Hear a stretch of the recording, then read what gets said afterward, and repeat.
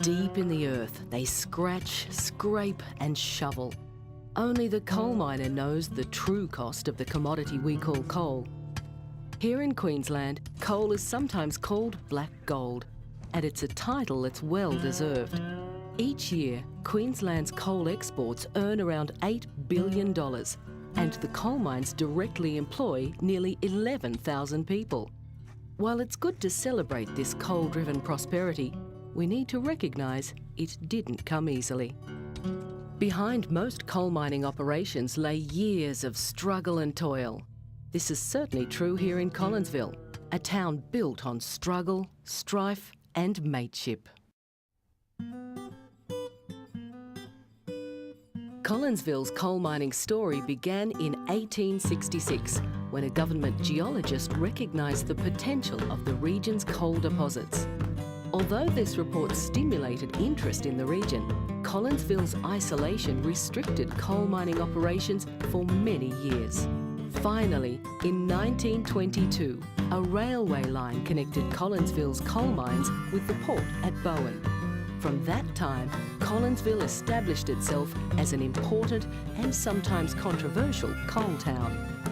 Today, Collinsville is still producing almost 6 million tonnes of coal per year. But the Collinsville story is much more than truckloads of coal and export earnings. It's a story about people, miners and their families, and their struggle to make a decent living from deep in the earth. Here at the Collinsville Coalface, we count it a privilege to share with you just a few of their stories. I started in the mine in 1939 and I was 17. I know the 5th of May 1951 that I first went underground, and the old number 2 tunnel hand mining method at the state mine. One of the linesmen took me underground, and 17 those days was the minimum age. And anyhow, we went down putting lights in, and what I know now and what I knew then was nothing. But the safety things of those days was absolutely appalling, you know. Joker killed a fellow for putting up a prop just after I started there. And he was on a drum and a box, and then another one of them fracture boxes on top, and it slipped and fell down. He come down with his back across the drum and killed him. But anybody got killed, you were a bit toey for a few days, then it just sort of wore off. No matter what you think, you could put something 1/4 of an inch in front of your eye and you wouldn't know it was there. Unless there's some light to give you a chance, it's impossible to describe the blackness down a mine. Work was harder, but it was, you got paid better too, you know, for the work. At that time, I didn't know any better, eh? You know, just a young kid getting paid. I think it was £5 2 and 6 a week, and that was pretty good, eh? It's a great life. Oh, it's a dangerous life, but you get so used to that danger that you just take it in your stride. For most of these miners, the golden era of coal mining was back in the hand mining days. These were the pick and shovel days, before the Collinsville mines converted to mechanised mining in the mid-1950s. For many Australians, the 1950s were memorable years. The horrors of the war were in the past, the economy was strengthening, and Australia was in the midst of a baby boom.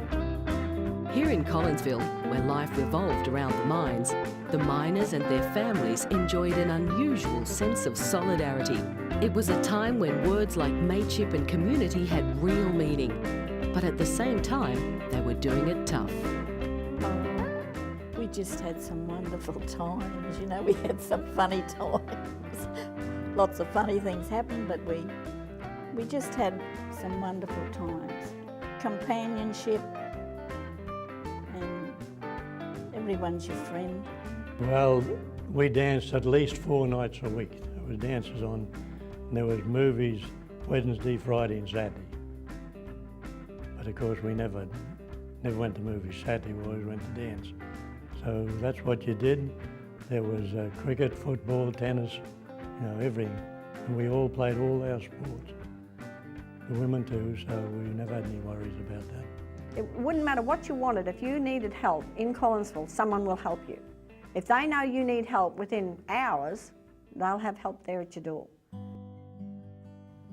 These were the conservative years of the Menzies government, and Australia's increasing wealth did not necessarily translate into better conditions for workers.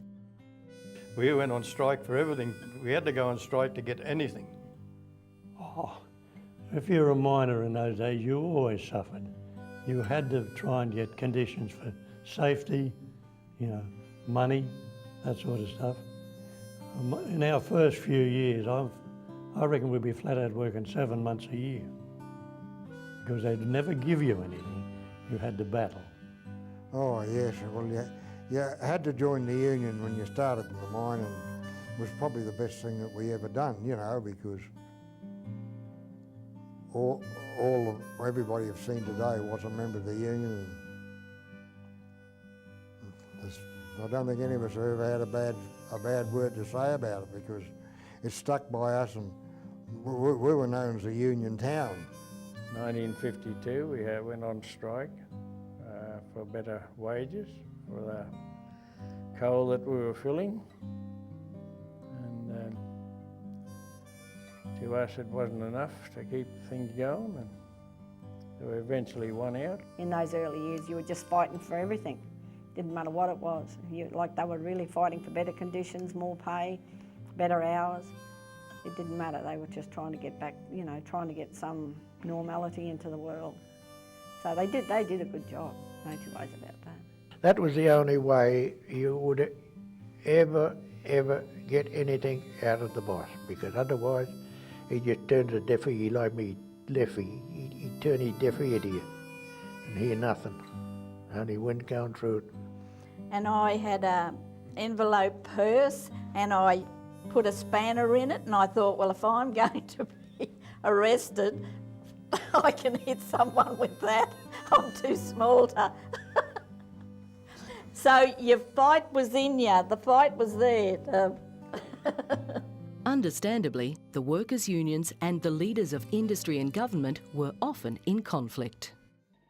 But now, for these miners, the days of struggle and strife are long gone. Their days are now filled with memories of what many called the best days of their lives.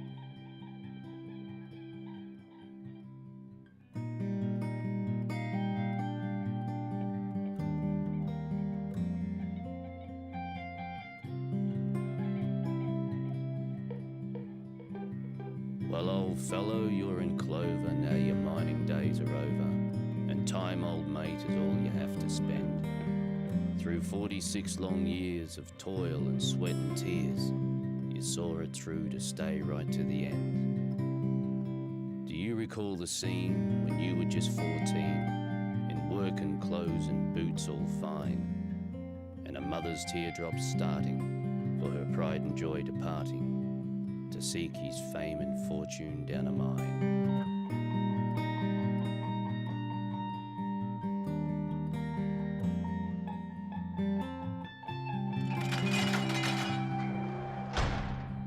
I hear the rate's going up. $2 bob a ton. About time. We lost 6 weeks fighting for it. Gotta fight the good fight. Is it worth it? Mate, you're missing the point. It's the principle of the thing. I thought you'd be off crook after your effort last night. Oh, never again, I'm telling you. Hope your wife doesn't find out. About what? Marie. Marie? How'd you remember? No, what? Maybe you better ask Marie yourself. Good game Saturday? Yeah, 116.8. Oh, I bet the locals weren't happy. I reckon. We sorted it out later at the pub though. You win that too? My oath. Another day at the office. Have a good one, fellas.